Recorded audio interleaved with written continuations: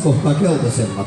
Mutta se täytyy olla joku vaan, en tiedä, teollinen moka. No niin, ja sitten mä menen kauemmas. Ja taikasanat Liisan vuoksi NYT nyt.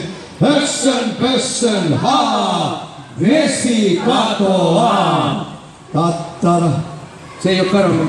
Jos markkinointipäällikkö voi soittaa taksin tonne pääovelle, niin me päästään Jannenkaan nopeasti helkkariin tästä kusenpolttamasta liiteristä. Ihan sitten.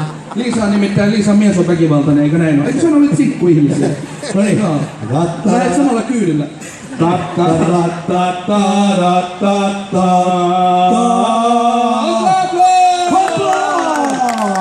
Hei ja hoi, todettelu vaan kulta, hoi!